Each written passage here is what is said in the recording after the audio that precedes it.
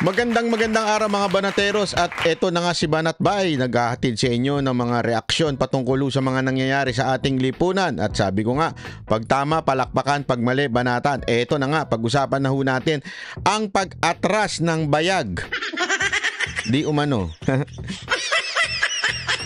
ng mga mambabatas natin patungkol ho dito sa pag-attend ni Pangulong Duterte sa Quadcom. Wala pala kayo wala. Panis. Alam mo mga kababayan, ito mga kababayan, kasi ngayon nag-press con pa ang mga animal at ang dami na ho nilang dahilan kung bakit umatras sila at inurong. Alam naman po natin ang dahilan. Ito ikikwento ko sa inyo. Panoorin nyo hanggang dulo Make sure hanggang dulo papanoorin nyo ito kasi alam ko kung anong dahilan kung bakit umatras ang mga yagballs nitong mga animal na mga mambabatas natin. Panoorin po natin. Pero bago yan, ito, papakita ko na kagad sa inyo. Kayo magkukonclude kung ito po ba ang dahilan o hindi. Okay? Okay, ito, simulan na natin. The Quadcom chairs are already contemplating since last week to move the... Nak ng tutsa. Kunwari, since last week pa daw. Ayan yung mga pautot nila. Since last week, nagko-contemplate na kami. Nakagad ang palusot nila. Scheduled Wednesday Quadcom hearing, for several reasons. First reason, yung aming mga if you recall, lagi namin sinasabi kapag may mga witnesses, we want them to execute affidavits.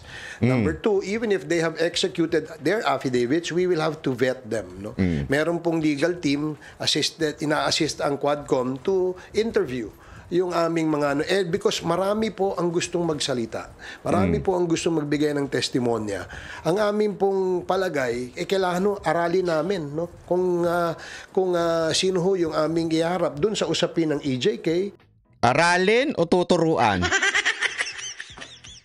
Hindi, kasi magkaiba po yun yung aaralin nyo o tuturuan ninyo yung mga kinukuha nyo resource person. Kasi po, di ba, alam naman po natin, merong isang mataas na pulis, Kernel, na sinasabing pinilit nyo siya na, na sabihin kung ano yung dapat sabihin. Naku po. Kaya ba, quote-unquote, ibebet? Naku, Anong ibebet? Ibebetlog? Biro lang po Hindi kasi anong ibebet? Alam ko po ibig sabihin ng ibebet. Ibig sabihin, titignan muna kung totoo yung sinasabi. If it is a resource person, therefore you would just allow him to talk, allow him to say what he thinks or she thinks, believe, kung ano yung tama, kung ano yung pinaniniwalaan niya, hayaan niyo siya magsalita. It doesn't mean naman na yun po ang katotohanan. So you don't have to bet. Bakit nyo ibibet? Sisiguraduhin nyo muna na shoot sa kwento, shoot sa istorya, yung inyong kukuning witness. Napapagalataan ho tayo sa paggamit ng ating mga salita Kasi di ba kunwari may witness ka, halimbawa lang may witness o resource person ka, hindi mo na kailangan i-bet. Ibig sabihin po kasi ng ibibet, sinisigurado mo sinisigurado mo ba okay tong taon to, katiwa-tiwala. Hindi ho dapat ganun, kaya nga witness Ibig sabihin whether totoo o nagsisinungaling yan, pakinggan mo. Tapos kanya-kanya na ho kayo ng konklusyon whether it is true or pwede nga ninyong i-cross-examine yung tao kung tama ba yung sinasabi niya o mali. Tama, mali. Ba't nyo ibibet? Napapagalataan tuloy na yung betting process ninyo yung katulad na sinasabi nung Kernel na nagsasabing tinuturuan ninyo kung anong sasabihin. Ewan ko ako, ganun ba? Mr. Balimbing. Mr. Balimbing. Sorry naman. Congressman Hunyango. Congressman Hunyango. Sorry naman. Tuloy. Doon sa usapin ng drugs at syempre doon din sa usapin ng Pogo. Now, because of the several witnesses who wanted to give their testimony before the Quadcom, we decided that we should maybe interview them all first. Tingnan namin, sino ba yung mas credible doon? And it will take a lot of time, no, para sa amin. So we decided that before we set this So meeting, sila ho ang nagja-judge doon sa testimony sino mas credible. 'Di ba?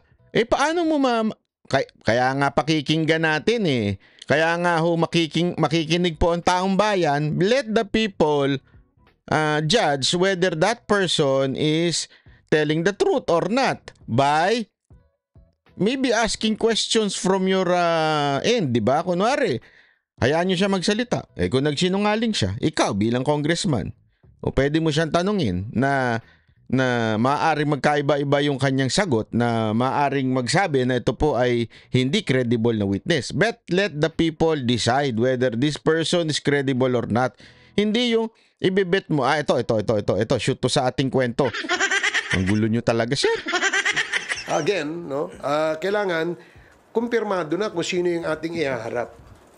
Sino yung mga witnesses na pwedeng magbigay ng kanilang salaysay na ika nga ay may credibility. Kasi gaya nung sinasabi ko sa inyo noon, marami yung gustong tumistigo. In fact, umabot pa kami sa punto na yung isang gustong tumistigo, pagkatapos siya magbigay ng kanyang affidavit, ay umabot kami sa punto na kailangan pa naming ipasuri siya sa psychiatrist, no? Ipasuri siya through a polygraph test sa Camp Crame, no? Para malaman namin kung ito ba'y nagsasabi ng totoo. Hindi ho madali, no, magpresenta ng witnesses. Kaya napag-usapan Hindi madali magpresenta ng witness, pero pinresenta ninyo ang isang self-confessed drug lord. At sa tingin nyo, ang isang taong self-confessed drug lord at mga inakusahan na nagdodroga, masasabi mo totoo sinasabi.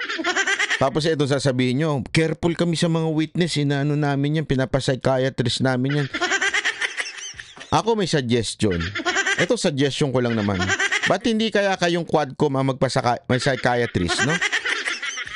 Hindi naman, no? At saka kayo din po, Quadcom, ang yung, di ba, yung polygraph test na yan. Para magkaalaman. Hindi ho, bakit ho? Sa tingin nyo ho ba kayo nagsasabi ng totoo, pinaniniwalaan kayo ng taong bayan? Hindi ho. Maganda siguro kung kami magbe-bet sa inyo, lahat ho kayo pa sa psychiatrist at saka pa polygraph test. Para magkaalaman po sino sa inyo sinungaling, sino sa inyo hindi. Para patas. Anak ng wedding, witness lang gaganon ninyo. Para patas pati kayo. Lahat tayo. Lahat ng mga pumapasok dyan. namin, kagaya ho kahapon, kahapon ng hapon, na-decide na ho namin na i-cancel yung aming meeting supposedly for tomorrow, ngayong Wednesday, November 13, to give us more time hanggang next Thursday to interview, to set up our agenda, at tapusin po lahat ng pwede naming ma-interview. That is the reason why we had to cancel. Actually, 2 days ago, nag-decide na kami dyan a week ago pa. 2 days ago. Bakit di nyo in-inform yung mga inimbitahan nyo, particular na si former President Duterte? Bastos din kayo no? Sabi nila 2 days ago. Kailan ba lumabas yung balita na a-attend si Pangulong Duterte? Meaning, alam talaga niya na tuloy na tuloy. 'Di ba? Kahapon po yun lumabas. So, bakit hindi nyo in-inform kung 2 days ago kailangan talaga kayo magpa-polygraph test? Oo. Kasi eto hindi naman sa nagpapa-importante. But remember, this person is the former president. At alam nyo kalagayan niya. Siya po'y matanda na. At hindi naman po siya pwedeng pumunta na mag-isa.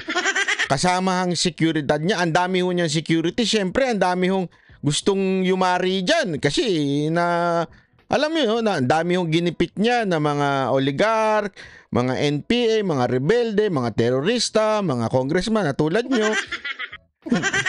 Diba? So, ibig sabihin, maraming gustong yumari dyan. Hindi ho pwedeng pumunta yan basta-basta ng walang security. Ibig sabihin, it takes preparation for PRRD to go to Manila from Davao. Kung sinasabi niyo 2 days, bakit hindi niyo in-inform 2 days ago?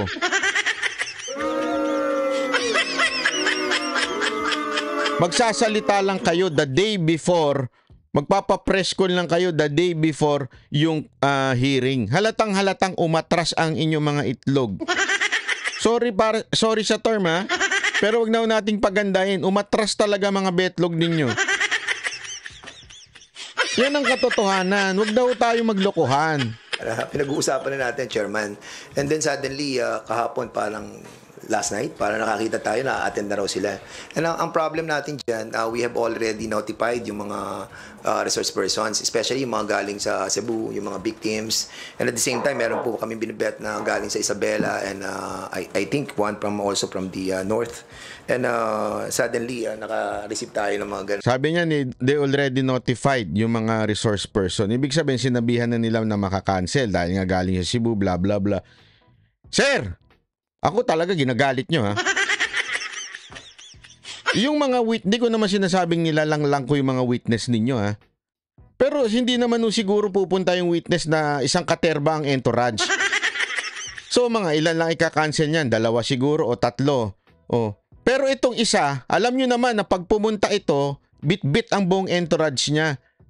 O kung sinabihan nyo yung iba mga witness na hindi matutuloy, ba't di man lang nyo sinabihan si Pangulong Duterte? Oh. Nananadya kayo eh. Ano ba gusto nyo? Hindi, sabihin nyo lang kung ano gusto nyo. Nananadya kayo eh.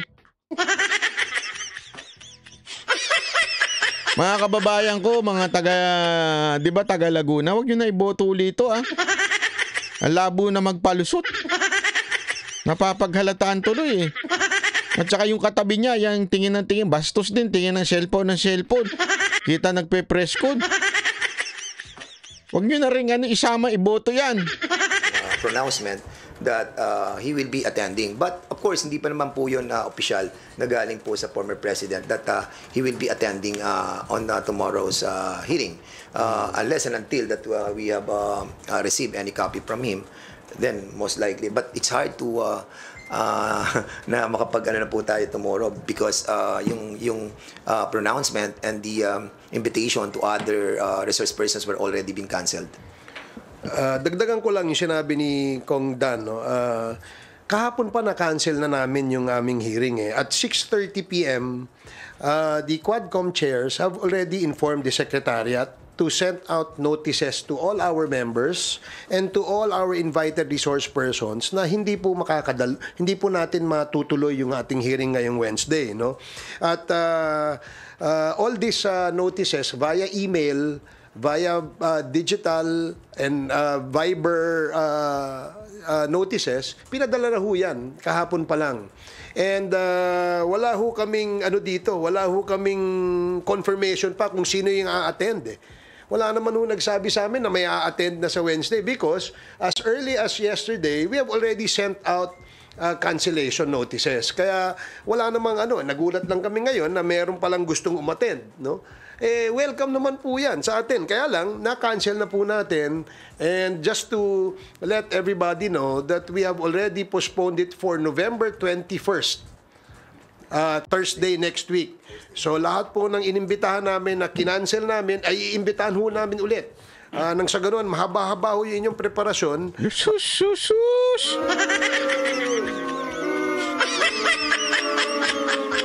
Wala din kayo talagang respeto eh, no? Hindi naman ganun kadali pumunta. Una-una, hindi ho korap si Pangulong Duterte na may pera siya. Siya ho'y nabubuhay lamang sa pensyon. Hindi ho yan may pera na katulad ninyo na sobrang daming pera. Hindi naman ho siya naging congressman eh. Na matagal na tulad ninyo. Banat ba? Para mo naman sinasabi pagka congressman, madaming pera. Hindi naman maraming pera. Bilyon-milyon lang. Eh, syempre, tindi ng mga proyekto sa buhay, di ba? Hindi ko naman sinasabing lahat at hindi ko naman sinasabing itong mga nakaupo dito, ha? Hindi ako sure. Haba-habain yung oras para maka-attend dito sa aming Quadcom hearing sa next Mr. Chairman, baka iniisip ko rin during the time that we have discussed that on Sunday, I think we finalized on Sunday. Baka may mga chairman na mole doon sa pag-uusap natin. Just kidding. Pero nahuli sa bibig ito. Nahuli sa bibig. Yan ang mahirap sa mga madadaldal eh. nahuli ka sa bibig, Brad. Yan ang hirap sa'yo, yung daldal mo. Ma-showbiz ka kasi. Artista ka ba? Hindi, artista nga pala siya. Yan ang guest. Kaya tuloy nagagalit sa'yo si ano eh.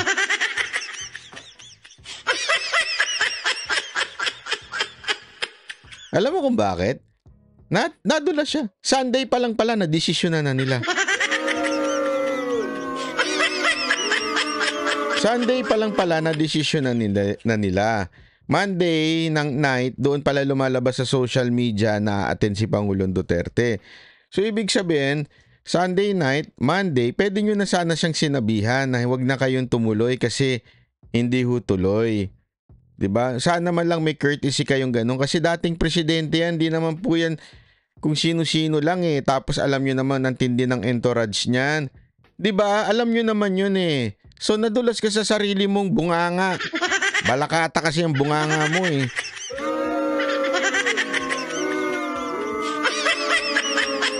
O baka naman nalaman nyo lang kagabi na a-attend si Duterte kaya kinancel ninyo. Ikaw talaga? Oh. Bakit ba? Natakot ba kayo? Kasi mamaya kung ano yung ginawa ni Pangulong Duterte sa Senado, ganunin ninyo at hindi kayo makapalag. Tapos pag ikinontempt nyo naman, lalo kayo mayayari. Kasi ako, pag eto kinontempt, wala na. Tapos na usapan. Finish na. Hindi na natin kailangan mag-antay. Finish na. Siguro, kaya siguro sinabihan sila nung amo nila, huwag nyo muna nga ano yun, baka maudlot pa tayo. Yung kita natin, delicates. Hindi, yung nakikita nila na plano. Kayo naman, ano naman kita siniisip nyo. Kasi siyempre, ang kita, ibang meaning yan. Kita, as in, nakita mo, gano'n. Kasi may nakikita silang plano. Baka may maudlot daw yung kita nila. Yung kita ng plano nila. Ikaw talaga ba, Natbay? We already decided last Sunday pa po at ayan mula sa bunganga mo Sunday pa lang pala na napatingin tuloy siya itong si Chihuahua ba to? Ewan ko. Shh, ba't mo sinasabi yan? Mali yan. Ano mo talaga? Mali ka talaga siguro sabi nung mali ka talaga? Bakit mo binabanggit na Sunday pa lang alam na natin na desisyonan na? Di lalo tayo mapapahamak na meron pa pala tayong panahon para isabihan yung matanda na yon. Yun siguro yung nasa isip nito ni congressman na nakalimutan ko ng pangalan to eh. Sorry dali. Kasi naalala ko kasi Chihuahua eh. Yan kasi ang tawag sa Maynila. Hindi ako sure kung ano. Chua. Sorry. I beg your gumanasay. Talay. Formalize lang po namin yan kahapon and that's the reason why we already have a meeting yesterday. Unfortunately, may mga gantong issue na darating daw po and I think it's hard for us to really send invitation again to those who have been canceled resource persons. And kung wala naman talagang kung wala naman talagang direct sino statement. Naman to? Ang ating Sino naman to? Gusto na naman magkaroon ng proyekto nito? Former president na darating siya, tingin namin propaganda lang yung lumalabas ngayon sa internet, no? Sa social media. Sa social media. Propaganda. Mamaya pakikita ko sa inyo hindi propaganda, sa social media daw. Na darating siya. Kasi gusto rin naming dumating siya dahil pinagbantaan nga niya yung mga congressmen na sinasabi niya, sisipain daw niya, wala namang virtual kick.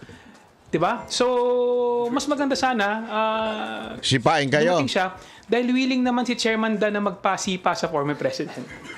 Totoo ba yan? Hindi kasi sasamahan namin. Kung willing kayo pasipa sasamahan namin kayo. Pero hindi naman ganun.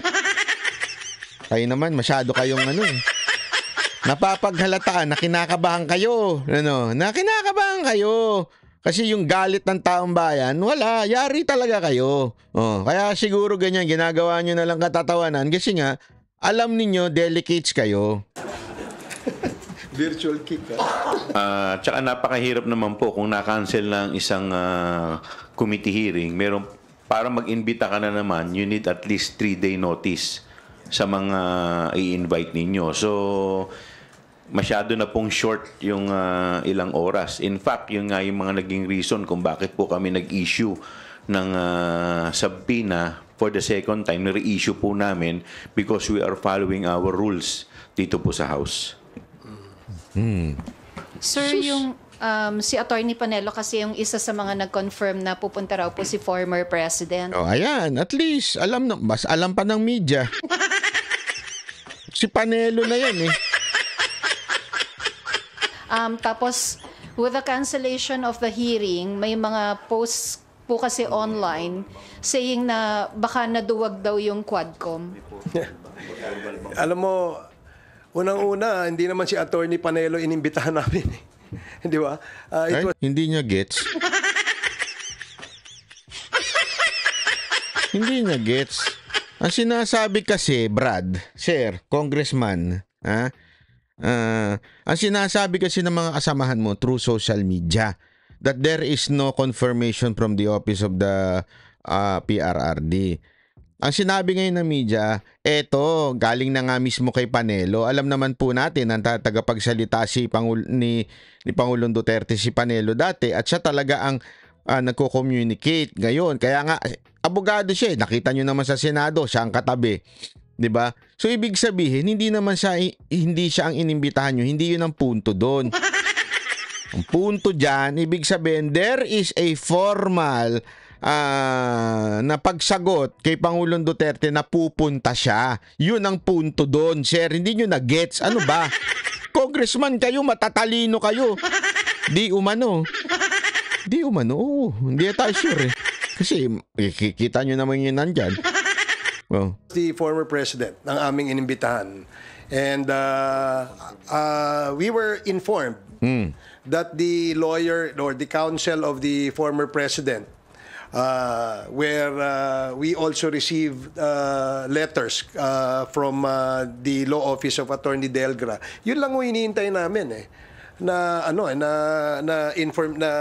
information. So kung social media wala akong pupunta kung nagtatawag kayo ng mga vloggers parang disrespect yan sa atin dito sa sistema ng ating imbitasyon. Alam mo, wala pong ganun. Media. Walang ganun. Hindi ho nagtatawag si Pangulong Duterte at sasabihin niya, inform nyo ang taong bayan na attend. Walang ganun. Ay, invento yan. Katang isip nyo na naman yan. Ako na nagsasabi sa inyo. Hindi ko nga alam eh. Di ba? Ang dami niyan hindi alam. Paano lang namin nalaman? Through yung mga ganyang lehitimo na katulad nila Panelo, di ba? Mga lehitimong page na alam naman natin ito po'y naglalabas talaga ng galing sa mga Duterte. Yun ho ang nag-aano. Hindi ho yung parang sinasabi ninyo, ini-inform kami na para ipakalat. Hindi, walang ganun. Sumasakay lang kami. Ibig sabihin, hindi, totoo naman Nakita ko, halimbawa, una naglabas yan si Boss Dada. So, tinanong ko si Boss Dada, sa kanino mo na naman chismis nakuha yan? Ang dami mo chismis na nakukuha. So, sinabi niya sa akin, okay, so legit yan, legit. Oo, legit. Tsaka namin babalita, pero wala nag-uutos sa amin na, imagination niyo yan. Tigil niyo ako ng mga ginagamit ninyo. Hindi, baka naman sabihin niyo ginagamit ginagamit na vitamins, pampatalis ng isip yun Wala akong sinasabing ginagamit na basta, hindi, tigil nyo na kasi nagkakaroon kayo ng imahinasyon Minsan kasi, di ba, halimbawa lang, hindi ko naman sinasabing sila gumagamit na. Hindi totoo, yung Viagra, ganun. Minsan may tama na yan may... Hindi, biro lang. Hindi ko sinasabing gumagamit sila nun Ulitin ko, hindi ko sinasabi. Pero syempre, kaya nga tinatanong ko kung ano man ginagamit ninyo at kayo nag-hallucinate na merong organized na social media si Pangulong Duterte, walang ganyan. Kahit kami, yung mga impormasyon na nakukuha namin, nakikita lang namin sa mga tapos kino-confirm lang namin through people. Pero wala silang inuutos na, ito, ilabas nyo, ito. Walang ganun, nag-invento kayo. Sumagot kayo, sulatan nyo kami. Diba? Sulatan nyo kami kung kayo ay pupunta. Hindi yung sa social media kayo magsasalita. Social media. Of course, we appreciate the fact that pupunta ang ating dating Pangulo dahil yun naman po ang request ng ating mga kasamahan sa Quadcom, no? Na magkaroon ng talakayan, magkaroon ng Yun na nga eh. Alam mo sir, kung talagang seryoso kayo, di ba kasi ang palusot nila, na-cancel na daw nila ibang mga witness, except si Duterte. Kaya nang palusot yan. Hindi sorry pero yung palusot yun, na-cancel na namin yung ibang mga witness, kaya hindi na, bakit hindi na lang kaya, katulad nung nangyari sa Senate, di ba? Since, sino ba ang punot dulo ng war on drugs? Sino ho ba ang inimbis? Obvious naman kung sinong punot dulo niyan. Bakit hindi nyo i-alat yung araw na yon para kay Pangulong Duterte? O magsalita ka, lahat ng gusto mo sabihin. O akusahan nyo na kung anong gusto nyo akusasyon. Pwede nyo namang gawin yun eh. Tama, mali. Gawin nyo na lahat ng gusto ninyong sabihin. At that day, si Duterte lang. Pwede naman ganun eh. Bakit gusto nyo pa kasama iba pang witness? Kaya kasi yung palusot ninyo obvious masyado eh. Masyado eh. Obvious. Kaya mga kababayan, kayo nanonood ngayon dyan, ano sa tingin ninyo dahilan kung bakit Mamaya sasabihin ko sa inyo kung ano dahilan. Kaya panurin nyo to hanggang dulo. Pero gayon pa man, kayo sa tingin ninyo, ano talaga ang tunay na dahilan kung bakit sila po ay nag-postpone? Number 1, gusto nilang gaguhin si Pangulong Duterte, binuburaot nila para gumastos ng gumastos at eventually magsawa na si Pangulong Duterte at mainis na at hindi na pumunta kasi ayaw naman talaga nilang pumunta dahil takot sila. Pangalawa, sadyang nagulat sila at hindi nila alam kung paano nila pipihitin yung istorya, magmi-meeting pa sila ng boss nila kaya nila kinancel muna. Pangatlo, talagang naduwag yung mga betlog nila, umakyat dito sa leeg. Napunta dito. Hindi, ano sa tingin ninyo? Napunta talaga dito, kaya Letter 1, letter B, at saka letter D. Letter 1, number B, at saka number C. Ganun ha. Okay? Ano po? Number 1. Okay, una-una sa lahat. Sila po ba ay talagang umatras dahil gusto nilang gaguhin lang si Pangulong Duterte para mapagastos? Number 2, talaga pong kaya nila yon iinurong kasi hindi pa buo yung script. Nagulat sila, na-attend pala, hindi pa sila naabisuhan ng kanilang amo na si Tambi. O number 3, talagang umakyat lang ang mga yagbols nila dito sa leeg. Or, letter D. All of the above mentioned in the house. All of the above. Letter D. Kita ng idea tungkol dito sa usapin sa EJK at usapin sa drugs, no? Na kung saan ay centerpiece ng kampanya ng ating dating administrasyon. Kaya nga gusto sana nating marinig mismo mula sa ating dating Pangulo kung ano yung mga kasagutan na kanyang ibibigay dun sa mga tanong na pinaghandaan ng ating mga Quadcom members. So, wag po nating I noticed also that there are several comments from the vloggers of I don't know which camp is that, no? Saying na wala pong naduduwag dito. Ganito ho, para ho malinaw. Sa 21 meron kaming hearing. Yan ho, punta ho tayo dito. Pagkatapos ng 21, let us know kung kailan kayo pwede. Because we will schedule another Quadcom hearing on the date convenient for you, on the date na gusto ninyo, para ho mailatag natin ng maayos ang ating imbitasyon. Wala, gulo nyo eh. Ang tagal-tagal na yan eh. Gusto nyo pabalik-balik dyan. Alam nyo naman di katulad ng mga congressman nito si Pangulong Duterte na wala naman ho siyang nakulimbat. Hindi ko sinasabing kayo nang ulimbat Hindi, pero yung mga congressman, hindi ko lang alam. Yung iba nakaupo, yung iba hindi. May nakaupong congressman, yung iba hindi na nakaupo. Kayo talaga, wala akong sinabing katabi niya. Hindi. Wala akong sinasabing ganun. Ang tanong talaga nanggagago na po ba kayo, sir? Ba't hindi nyo pa sana itinuloy para si Pangulong Duterte na lang ang itatanungin ninyo? Tapos ngayon, sisisihin nyo, sasabihin nyo yung mga vlogger. Talagang ganun ang pananaw namin eh. Hindi. Wala pa naman akong komento tungkol sa inyo. Pero mamaya, papakita ko na yung komento ko kung ano sa tingin ko nangyari. Baka naman talagang umakyat yung mga sa liig ninyo. And reminder also, as well, Mr. Chairman, as what Chairman Chua mentioned a while ago, that there is a 3-day ruling that are being followed by the committee. So, Paano naging congressman to? To be followed by the committee. Followed, Parang copy, ganun. O kaya mga friends. po ma-inform din po kami officially. Wag po sana sa social media. Officially. Sige na nga. Sorry naman. Tatawa lang naman ako. Wala namang mali doon.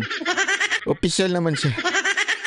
Official. Para at least lahat. Kasi pag social media, you can always deny it, di ba? Pwede kang hindi pumunta, tapos sasabihin, hindi naman formal yon. But of course, kapag ginawa po nating official ang lahat, then, resibo po yan. So, I hope that prior to November 21 hearing, somebody or the lawyer of the former president will write the committee for his attendance. Maraming salamat po. Sir, clarification lang. At this point in time, walang natatanggap na kahit written or digital communication from the camp of former President Duterte na dadalos sana dapat sila bukas? Wala po kami natatanggap hanggang sa ngayon. Ang nakikita lang namin yung mga vloggers. So, hindi ho. Kaya sabi ko sa inyo mga kababayan, nanonood talaga sila sa mga vloggers. Sakit na sila namin pinakikinggan yung mga vloggers kasi wala naman nung sinabing tama yan kundi tirahin lang itong si Dan Fernandez kaya hindi lang ho siya, pati ho kayo.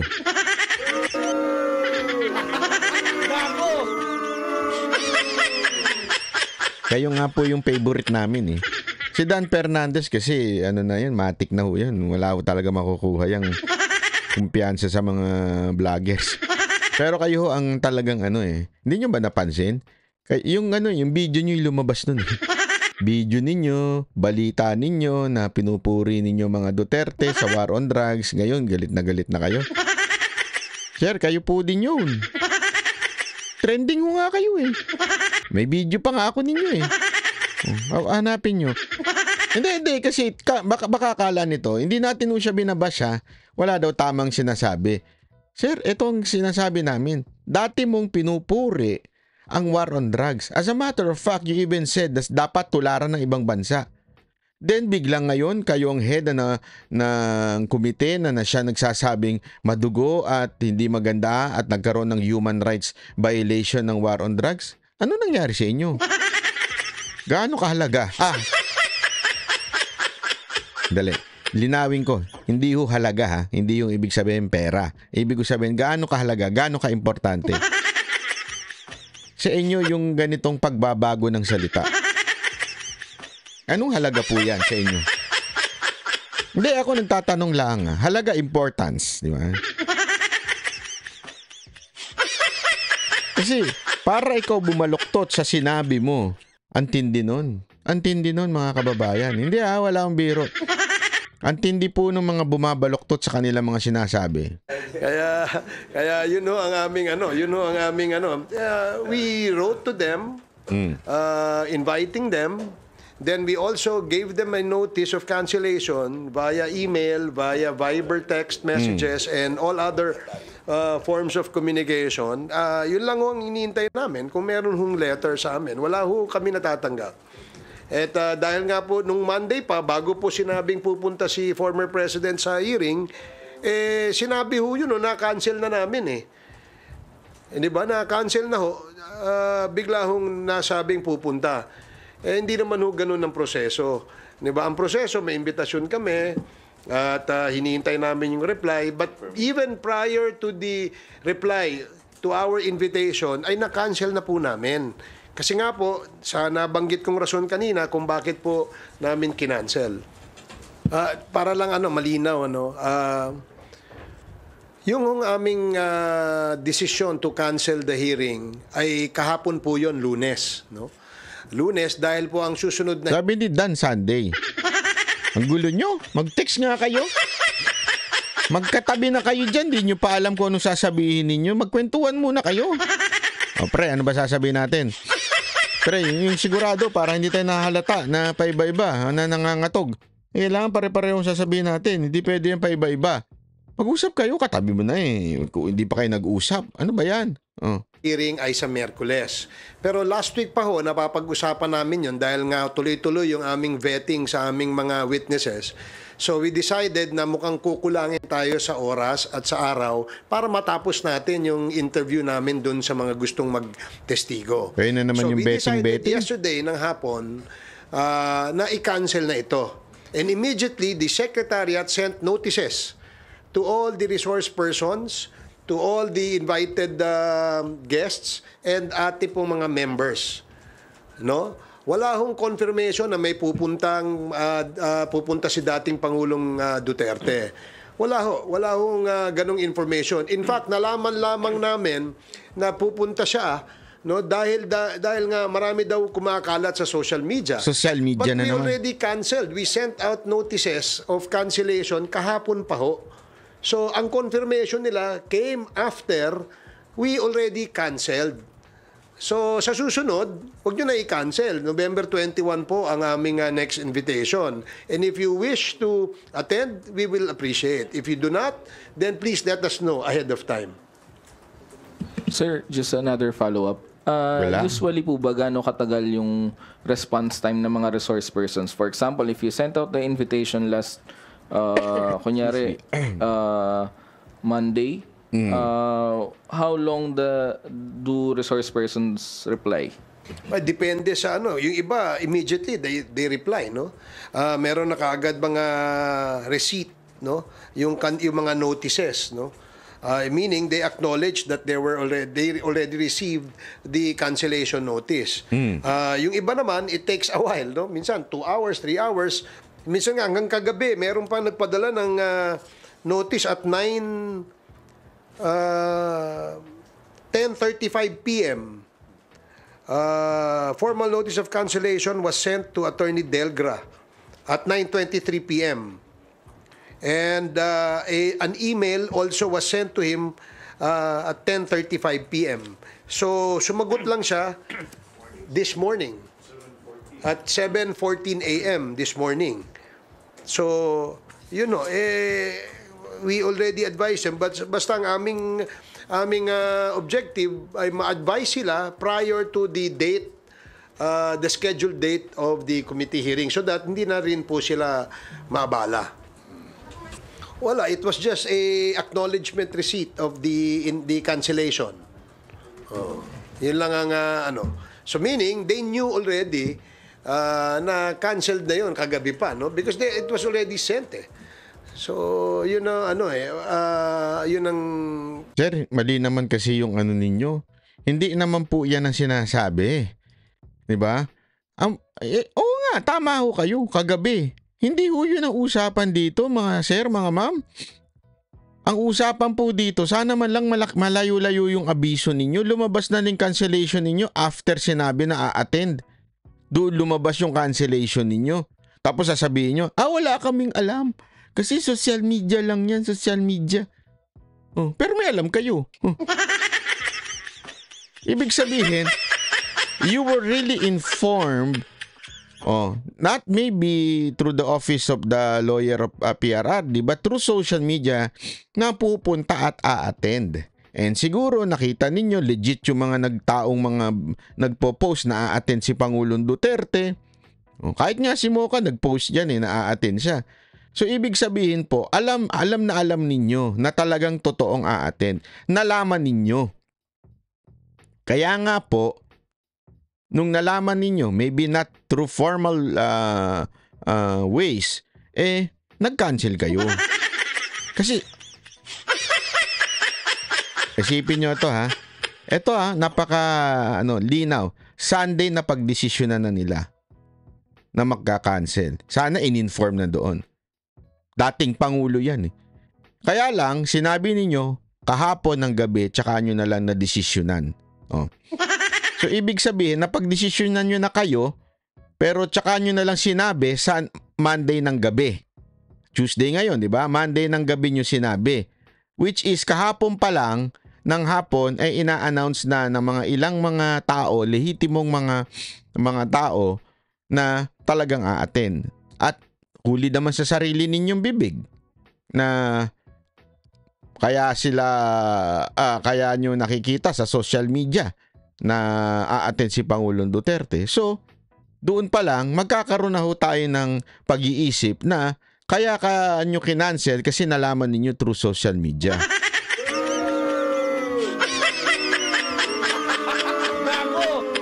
Tama, mali, sir. Nahuhuli kayo. Alam ko ako sa inyo, wag na lang kayo dumaldal. Ngayon lang namin nalaman na meron palang interest to attend ang ating dating Pangulo sa Wednesday, where we have already canceled nung Mamaya, sasabihin ko sa inyo kung bakit sa tingin ko kinancel yan. day. Gusto nyo na malaman? O, eto ha. Etong pagdinig na sa hearing sa sa House, nahuli ito. Mas nauna pa itong lumabas yung video ni Panelo. Okay? Bago pa ho lumabas yung pag-cancel di umano. Okay? Okay, ito. Ito yung announcement. Sa Miyerkules, the day after tomorrow, Yes? ang dating Presidente Rodrigo Roa Duterte ay dadalo dyan sa Quad Committee hearing. Kaugnay dyan sa mga extrajudicial killing na yan. Okay. Kaya yung mga may lakad sa inyo, cancelin nyo muna para mapanood nyo live. At sigurado maraming I can imagine kung anong mangyayari doon. Titingnan natin yung mga tapang nitong mga kongresistang ito. Makakaharap na nila, yung hinahamon nila. Hindi sila uurungan ito. Alam niyo ba yan may kwento ko sa inyo ha? Basta aaten ho siya. Ayan, nauna ho ito lumabas bago nagkaroon ng cancellation, no? Kasi, alam naman sabihin ni Panelo, ito na lang alam naman sabihin ni Panelo, aaten siya pero cancel na. So, ibig sabihin nauna po talaga ito. Ngayon, ang problema kasi kay Panelo, kinwento niya pa itong kasunod. Kung hindi niya na sana kinwento ito, baka tinuloy pa yung hearing.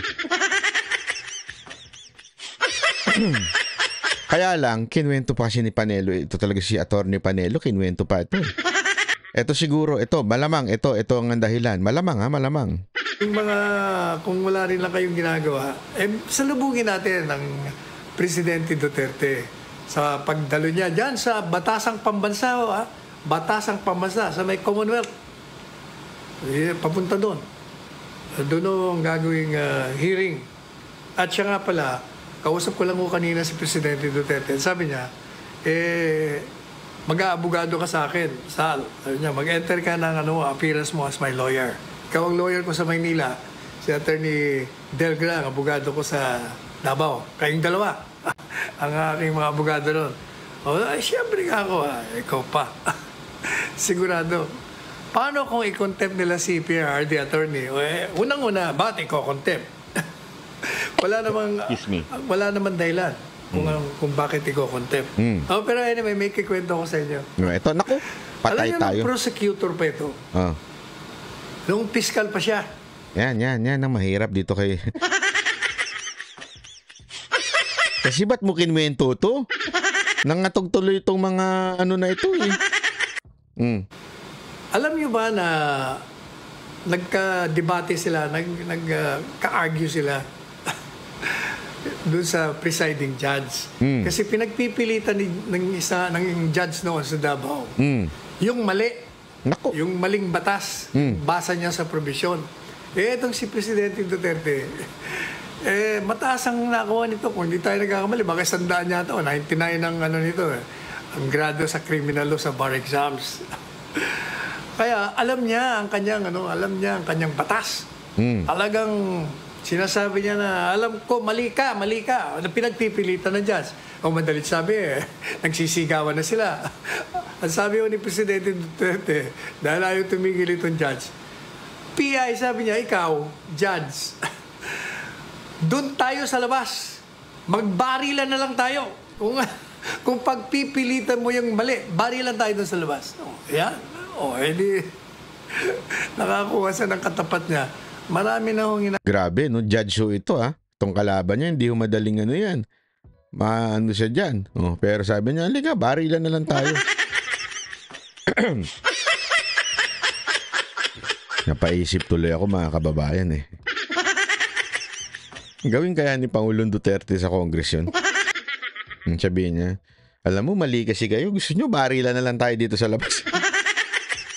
Kung gano'n kaya ni Pangulong Duterte yung mga congressman natin, ano? Papatol kaya sila? O ba kaya sabihin, iko-contempt siya? Di contempt nyo. Di ba? Hindi kaya dito kaya natakot to itong mga ano. Kasi iba ho talaga ito. Iba ang presensya ni Pangulong Duterte. Si Pangulong Duterte, matanda na yan. Pero pag yan dumating sa isang room o dumating sa isang function o restaurant o ano, talagang yung presensya mo, nararamdaman mo na, wow, etong maman to, talagang atapang-atao ito. mo ng barilan yan. Nakita niyo yung isang drug lord doon sa isang lugar. Pinunta niya. Pinaalis niya yung kanyang mga security. Yung presidente siya. Presidente na daw si Pangulong Duterte nito, ha? Pinuntahan daw niya at pinaalis yung mga security niya. Grabe. Presidente siya. Alam mo, may kwento ako. Unya-unya. Pinunta niya, silang dalawa lang. Binaba niya yung baril niya. Sabi niya, alam mo, pag hindi ka tumigil sa ginagawa mo, magbarilan na lang tayong dalawa. Magpatayan tayo. Eto, bumunot ka. Nawala. Nawala na ako, umalis na. Umalis na yung isang drug lord doon. Basta para sa mga balabalita, masamang tao daw. Kaya busit na si Presidente Duterte. Kasi dami niyang naririnig. Kaya pinuntahan niya. Marami yung pang isang secretary, cabinet member sa Davao. Mayor siya. Pinuntahan niya rin doon sa Paganda Hotel. Hinamon niya rin ang barila. Sabi niya, sinisira mo. Ang dami mo ano? Nakikwento sa akin ni Pangulong Duterte yan ng personal. Walang biro kasi nung nagkikwentuhan kami, nagsama-sama kami. Siyempre, medyo nakainom na ako, kaya medyo relax na ako magtanong. Ay ko, sir! Kinuwento niya yan, meron daw siyang kaibigan. Hindi naman kaibigan, kakilala. Siya ko mayor noon time na yun. Tapos secretary ito. Itong gago daw itong secretary na ito eh. Ilang beses na nambuburaot sa kanila. Nung nagpunta, pinuntahan, pinatawag daw siya. Nung pinatawag siya, kaya nga doon niya hinamon ng barilan. As in, pinuntahan niya doon sa hotel etong secretary kasi pinapower trip siya. Patawagin nyo nga si Duterte. Sino ba yan? Ako secretary dito ng DILG. Matagal na ho ito, ha. I think it was DILG kasi sila ang nakakasakop sa local government. Pinatawag daw si Duterte. Nung nalaman ni Duterte na pinatawag, as in, punta ka pala dito. Pinuntahan daw niya sa hotel. Kinuwento sa akin ni Pangulong Duterte personal. Sabi niya, hinamon niya talaga. Halika, barilan tayo dito sa labas. Nasa labas sila ng hotel nun eh. Tinawag yan, nandun pumarada sila. Barilan tayo dito sa labas. Wala daw, imik. Talagang napunta dito yung betlog nung Kasi nga, akala niya kasi, siya na yung sekretary ng kasi. Siyempre, dati niya nang kaaway yun sa politika. Naging sekretary nung siya po ay mayor. Hindi po ito si Marojas, matagal na po ito. Doon siya na naghamon. Barilan tayo. Bumunot ka. Nako, kaya kayong mga nandyan, maging magalang kayo kay Presidente Duterte. Yun. Huwag niyo siyang pupwersahin na mawala rin ang galang sa inyo. Kung magalang ang pagtanong ninyo, magalang din kayong sasagutin. Pero kung babastusin niyo siya, he will engage you. Maniwala kayo. Pareho nung ginawa ni yung senadora doon, di ba? Pinipilit siya, pinipin down siya, hindi naman abogado. O kaya nabuliwan niya kasi mali ho Alam niyo, pag mali, huwag niyo nang pagpilitan. Correct. Ano yan? Nawala ng, hindi ko nawala yan. Nawala ng, yung taong bundok, nawala ng karapatan. Pagkaya mo siya, tingnan natin. Tingnan natin yung tapang niya. Nagtatapang-tapangan. Tingnan natin. Dalawang di umanong nagmamagaling na killer at isang taong sinasabi nila rin killer. O, tingnan nga natin.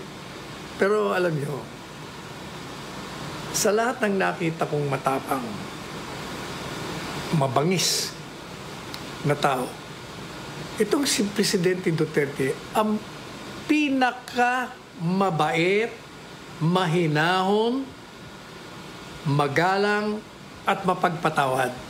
Nakita nyo yung siya'y siniraan nung nasirang ama nitong kalaban niya ngayon sa pagka-mayor. Hindi niya ako pinatulan. Pinabayaan niya kahit ang pamilya sinisiraan. Napakabait niya Kasi siya, ang kanyang ang ugali niya, okay lang, siraan niyo ako. Pero wag niyong sisirain ang konstitusyon. Igalang niyo ang batas at wag kayong mga api ng tao. Sapagkat pag kayo nangapi, hindi na baling ako apihin niyo, sabi niya. Pero pag nangaabi kayo ng tao na walang kalaban-laban, maniwala kayo, maghahalo ang balat sa tinalupan. Mabangis ako. Yun nakita ko talaga. Napaka-bait na tao. Napaka-humble. Magalangin. Magalang na tao.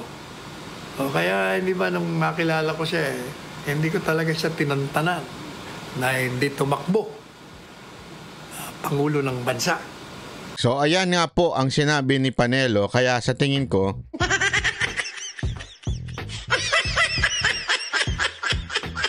hindi naman sa hindi ko naman sinasabing literal na natakot kayo o umatras sa mga bayag ninyo, pero kasi siguro it is not a literal way of na umatras yung bayag nila, natakot sila literal. Hindi maybe politically natakot po sila kasi hindi nila alam kung saan sila lulugar, just in case they will hear something that they do not like. Diba ho? Ano ibig ko sabihin? What if, kasi alam naman po natin ang purpose ng Quadcom na yan, to pin down the Dutertes, to pin down itong mga war on drugs, to pin down the senatoriables na kumusuporta sa kanya, si Bongo, si Bato, diba? Yan po ang purpose kung bakit sila gustong i-Quadcom. Ngayon, ang punto dito, paano kung makarinig sila that would somehow tatamaan yung kanilang mga witness o di kaya magbabago yung kanilang mga witness o kaya makakatulong sa mga Duterte yung madidinig nila. Hindi ho nila alam kung paano nila babarahin, kung paano nila approach. Kasi ngayon, alam naman po natin sa Kamara, pag hindi nila gusto yung mga sagot ng mga resource person or witness nila, kino-contempt na ho nila kagad. Sinasabihan nilang sinungaling. Diba ho? Ganun ho sila Wala ho silang pakundangan. Ang layo po nila sa mga, lalong-lalo na nandyan yung isang rebelde. Pagka hindi niya nagustuhan yung sasabihin, matik yung contempt. Hindi nila alam kung paano nila gagawin yun kay Pangulong Duterte. Paano kung si Pangulong Duterte merong sinabing hindi nila type o hindi nila sasang-ayon o di kaya mabibilib ang taong bayan sa sasabihin ni Pangulong Duterte, malamang kokontrahin ng mga congressman ito. Pero there are only two choices, di ba? Banatan si Pangulong Duterte by contempt or just accept yung sinabi ni Pangulong Duterte. So hindi nila alam kung paano i-approach. Maybe that's the reason why umatras ang kanilang mga bayag. Nagigets ninyo? Kasi this is a political move. Hindi ko sinasabing natakot lang ng takot ako, hindi ganoon. Okay? We're joking on that part, pero doon sa totoong pangyayari, hindi na nila alam kung ano yung gagawin nila. Paano pa namin haharapin to? Contempt ba? Pag kinontempt namin, lalo kami malalagot. Pag pinabayaan naman namin, yung kwento, maiiba. Hindi yung gusto namin ang malalabas. Nagigets ninyo na talagang, kaya nga siguro sa tingin ko, what really happened was, nagulat sila. Kasi they were not expecting na a-attend. Nagulat sila, nakita nila sa social media, kumakalat na a-attend po ang Pangulong Duterte, at nung nakita rin nila itong kay Panelo. Kasi ano na po pala ito hindi po pala ito live na interview ng News 5. Kinuha lang na News 5. Ibig sabihin, galing ho sa ibang social media platform mo ito. Ibig sabihin, lumabas sa iba. Hindi lang po doon sa News 5. So late na nga po yun sa News 5. So ibig sabihin, malamang sa malamang, napanood ho ng Quadcom. And maybe because of that, napag-isip-isip nila, sandali, maguguluhan tayo sa kwento. Kailangan natin mag-meeting para alam natin kung ano yung sasagot natin sa bawat tanong magiging sagot ni Duterte. Yun ang sa tingin ko, kaya umatras ang mga yagballs nila. Gets ninyo? Hindi nila alam Hindi nila alam. Kasi yung tandaan ninyo, matalino si Pangulong Duterte. Hindi ko nila alam kung paano yung kokontrahin o di kaya sasalungatin yung mga sinasabi ni Pangulong Duterte. Nakita nyo naman kung paano tablahin ni Pangulong Duterte si Ontiveros, di ba? Payang-payaw si Ontiveros doon. Yung sinabi niyang, hindi ka kasi nag-local government Hindi ka kasi nag-mayor. Doon pa lang, wala na, laglag na ho. Laglag, hindi ko alam kung laglag panty o hindi naman gano'n. Hindi ko alam kung paano, pero laglag ho si doon, si Ontiveros doon. Kaya siguro, ito yung naisip nila. Kasi, tandaan ninyo, the only reaction that we got from people, especially in the side of Tambi, is sinasabi nila na nasakop ni Duterte yung Senado. 'Di ba? Parang umangat si Duterte doon Yun yung talaga, lahat na makikita mong komento mula sa mga against kay Duterte na mga politiko, gano'n na sinasabi. Na-take over, yun na nga yung term na yun. Na-take over ni Duterte yung Quadcom. So, ibig pong sabihin, simple lang. Takot sila that it will happen to them. Na ma-take over ni Duterte ang Quadcom. Baka hindi lang Quadcom. Baka yung buong Congress. Ma-take over na niya. Pagka, inano siya dyan, kinontempt. Di ba po? So, yun ang sa akin na sa tingin ko ang dahilan. Kayo na pong bahala kung ano sa tingin ninyo tunay na dahilan. Basta ako, sa tingin ko, hindi pa ko kasi buo yung nagulat sila nashock sila. Na, pa-attend pala. Kailangan natin ayusin ng script. Hindi pa pwedeng ganto-ganto. Talang lalo na kung puro tanga tayong mga nagtatanong.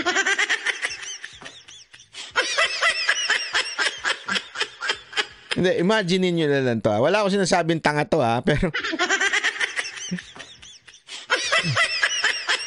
imagine niyo with all the creativity in your mind, paano tatanungin ni Dan Fernandez si Duterte? Ay, gali. Paano tatanungin ni Abante si Pangulong Duterte? Isa pa, paano tatanungin ni Paduano si Duterte? Nakita naman po natin ang hina ng mga utak nito pagdating sa batas. Hindi walang biro. Ang hina po kasi ng utak nila, again, hindi ko sinasabing tanga sila. Wala po ako sinasabing tanga sila. Hindi ko po sinasabing tanga sila. Okay? Pero isang bagay yung sigurado tayo, mahina ang utak nila pagdating sa mga batas, proseso. Pero siguro yung palusutan, baka malakas sila. Hindi natin alam. Pero pagdating sa yung tunay na batas, hindi nila kaya, hindi nila carry. Iba tandaan ninyo, si Pangulong Duterte from piskal, mayor, naging congressman, at higit sa lahat, naging presidente. So, lahat ng pasikot-sikot ng batas, Imposibleng hindi niya alam. At saka alam mo, ang taong nag-aaral, hindi takot tumarap ng interview. Nagigets ninyo? Hindi, pag ikaw aral, ibig sabihin, kabisado mo. Research ka, well-research ka, alam mo yung sinasabi mo. Ikaw nagpatupad niyang war on drugs eh. So bago sa tingin nyo, bago niya ipinatupad yan, hindi niya alam ang mga laws that would govern or that would protect yung kanyang statement on war on drugs. Alam niya. Diyan po takot yung mga taga-kamera.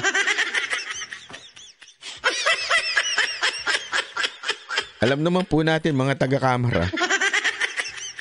Ang alam lang niyan, magtanong ng, saan ka nagpakulay ng buhok? May parlor ba? May salon ba dito? Ikaw talaga. Yan ang mga alam lang nila eh. Ewan ko, baka naman sinabihan ni Barber, sandali, parang talo tayo dito. Hindi kasi si Barbers kahit papaano, nakilala ko naman medyo may utak eh, di ba? Siguro naisa-isip niya. Ito ba mga kasama ko magtatanong? Pambira, yari kami dito. So yun. Okay? So komento nyo dyan sa baba tapos i-share nyo na rin tong video. Alam nyo, malaking tulong lalong-lalo na po sa ating channel pag hindi nyo ini-skip yung ad. Sana po huwag nyo i-skip. Yun na lang po yung tulong natin sa channel na ito. At the same time, yung subscribe po kayo at i-share nyo, malaking tulong po sa akin yun, ha? Para po dito sa pagpapakalat pa po ng tama at tunay at walang inuurungang balita. Maraming salamat po. Ako po si Banat Bay. Yan ang Banateros, boses ng ordinaryong Pilipino. Banateros ay walang